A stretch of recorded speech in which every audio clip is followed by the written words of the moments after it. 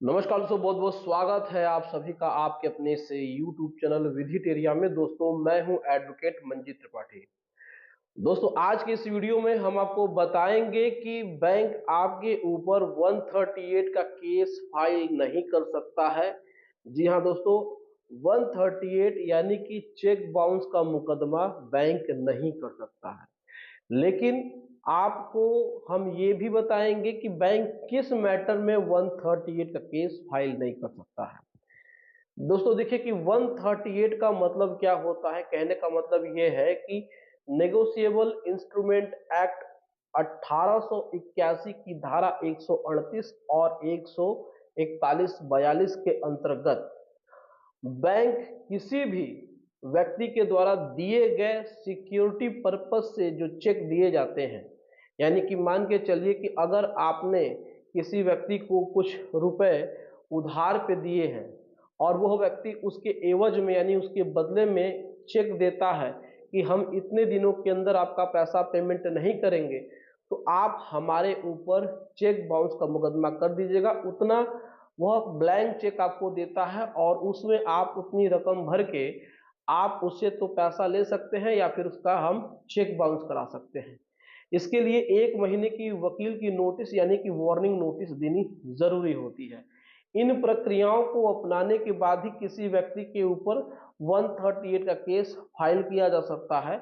और 138 के केस में जब भी व्यक्ति को सजा होगी तो मैक्सिमम 2 साल की सजा होती है। ये बेलेबल है, इसमें आपको जुर्माना भी लगता है। अब हम लोग बात करते हैं कि 138 का केस किन मामलों में नहीं लगता है। दोस्तों देखिए क्या है कि कोई भी लोन जो अनसिक्योर्ड लोन होता है, ऐसे लोन में चेक का लिया जाना बहुत ही ज्यादा जरूरी होता है। क्योंकि अनसिक्योर्ड लोन में किसी प्रकार की गारंटी नहीं होती है, किसी प्रकार से कोई कोलेटरल नहीं होता है, जिससे कि बैंक को ये मालूम होता है कि अगर हम चेक नहीं लेंगे तो हमारे पैसे की जो गारंटी है वो बहुत ही डेंजर में हो जाएगी, बहुत ही रिस्क हो जाएगा। अगर व्यक्ति पैसा नहीं देता है तो हम अपना पैसा कैसे रिकवर कराएंगे। इसीलिए व्यक्तियों से ब्लैंक चेक्स लिए जाते हैं। अब क्या हो गया है, नया ट्रेंड ये चल रहा है कि आपके खाते में नैच का फॉर्म फिलअप करा के आपके खाते से हर महीने उतने रुपए की डेबिट कराई जाती है, यानी कि ऑटोमेटिक इंस्टॉलमेंट, यानी कि ऑटोमेटिक ईएमआई आपके अकाउंट से कट जाता है। तो यहाँ पर ईसीएस बाउंस का केस होने की संभावना है। तो ईसीएस बाउंस का केस क्या होता है ये भी मैंने आपको बहुत पहले अपनी वीडियोस में बताया हुआ है। ईसीएस में भी वही हाल होता है जिस प्रकार से आपका 138 में होता है। तो अब हम आपको बता रहे हैं कि बैंक 138 का केस कब नहीं कर सकता है।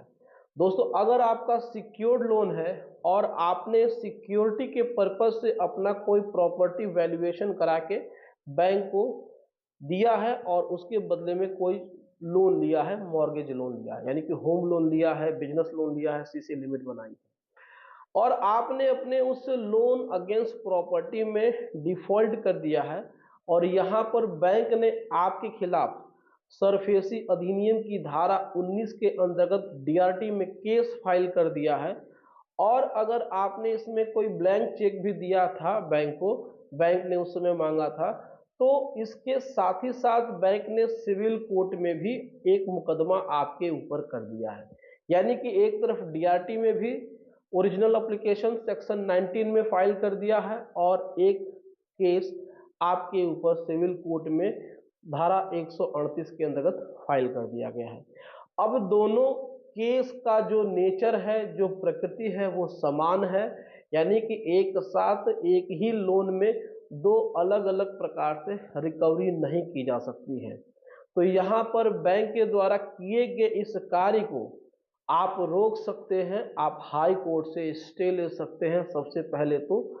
और इसमें धारा 138 को सीआरपीसी की धारा 482 के अंतर्गत दिए गए जो प्रावधान हैं, आप ऐसे मुकदमे को खारिज करा सकते हैं, यानी कि ऐसे ट्रायल को रद्द करा सकते हैं कि जिसमें ये कहा गया है कि आपके ऊपर 130 केस फाइल हुआ है और आपसे रिकवरी की जाएगी। हालांकि इसमें जितनी अमाउंट की बात की जाती है उतने ही अमाउंट को बैंक आपसे मांग सकता है।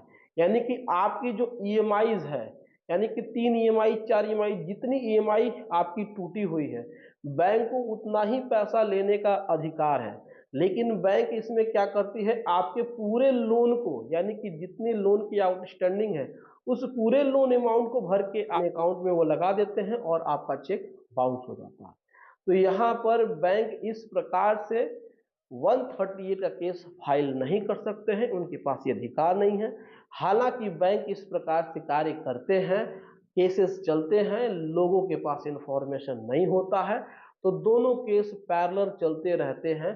लेकिन यहाँ पर अगर आप सरफेसी के बारीकियों के बारे में बात करेंगे, ट्रायल की बात करेंगे, तो यहाँ पर ये आपका राइट है कि आप एक ही लोन में दो प्रकार से रिकवरी सूट फाइल नहीं कर सकते हैं।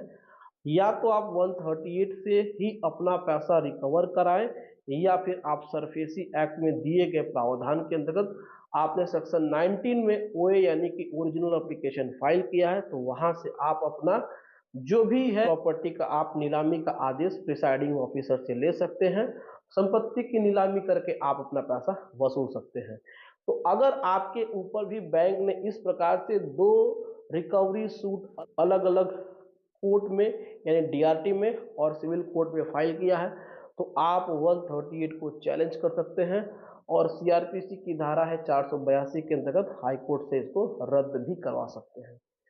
तो दोस्तों ये जानकारी आपको कैसी लगी, आप कमेंट करके अपनी राय हमें ज़रूर बताएं। वीडियो अच्छी लगी हो वीडियो को लाइक करें, इसे अपने दोस्तों और रिश्तेदारों में शेयर करें ताकि सभी को इसका लाभ मिल सके, और हमारे चैनल को सब्सक्राइब करके हमें सपोर्ट जरूर प्रदान करिए। चलिए दोस्तों, मिलते हैं अगली वीडियो में एक नए टॉपिक के साथ। तब तक आप अपना और अपने पूरे परिवार का ध्यान जरूर रखें। Thank you so much. जय हिंद दोस्तों।